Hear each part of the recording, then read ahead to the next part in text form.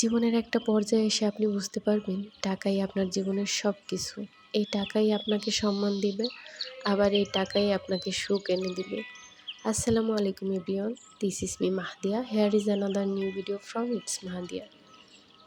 টাকাগুলা দেখে কি মনে হচ্ছে টিকটক করে টাকা কামাই করছি?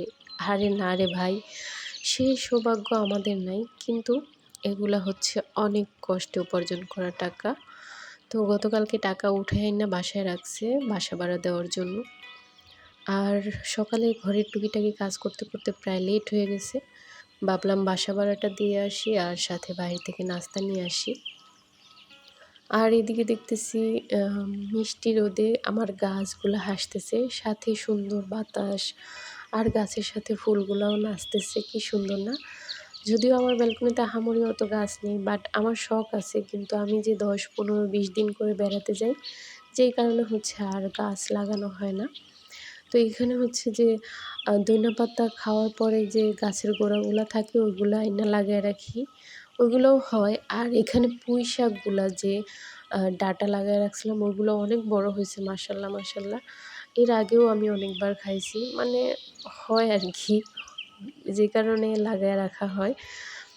তো যাই হোক, এখানে বাহিরে গেলাম, নাস্তা নিয়ে আসলাম।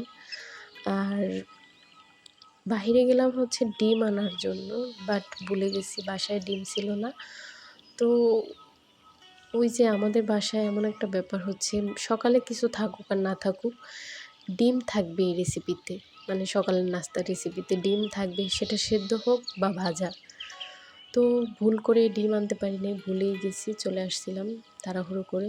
প্রায় ১০টা বেজে গেছে, প্রচুর ক্ষুধা ছিল। এই কারণে হয়তো ভুলে গেছি। তো ব্যাপার না, একদিন কোনো রকমভাবে সবাই মিলে চালিয়ে নেব, পরে আবার আনবো ইনশাল্লাহ। তো এরপর ভাবলাম একটু চা করি, তাহলে দেখা যায় পরোটা দিয়ে খাওয়া যাবে। তো চা করলাম। আর যেহেতু প্রচুর ক্ষুধা ছিল, তাড়াহুড়ো করতে গিয়ে এইটা ওইটা পড়ে যাচ্ছিল হাত থেকে। এখানে চাও পড়ে যাচ্ছিল। হয়তো এটা সবার সাথেই কম বেশি হয়, তাড়াহুড়ো কাজ একটু এলোমেলো হবে, নষ্ট হবে, এটাই স্বাভাবিক। তো ক্ষুধা লাগছিল, তো এই কারণে তাড়াহুড়ো করতেছিলাম। যতই ট্রাই করি যেন কোনো কিছু নষ্ট না হয়, বাট কোনো না কোনোভাবে পড়বে, ভাঙবে বা যেকোনো কিছু একটা হবে। তো এরপর ফাইনালি নাস্তা রেডি করে বসলাম নাস্তা করার জন্য। যেহেতু আমি একাই সব কিছু রেডি করি আর ভিডিও করি, এই কারণে আরও বেশি লেট হয়।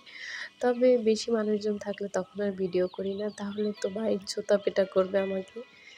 তো যাই হোক, নাস্তা রেডি করে খেতে বসলাম। আর সেই কাঙ্ক্ষিত ডালভাজি দিয়েই খাওয়া হলো, আর চা দিয়ে। ডিম আর জুটলো না আজকে আমাদের কপালে। এই তো ছিল আমাদের সকালের নাস্তা। এলোমেলো একটা সকাল ছিল, তাড়াহুড়ো সকাল। তো যাই হোক, আমার এই ভিডিও আপনাদের কাছে কেমন লাগলো কমেন্ট বক্সে জানাবেন। ভালো লাগলে আমার ফেসবুক পেজ ইটস মাহাদিয়াতে ফলো দিয়ে রাখবেন। আল্লাহ হাফিজ।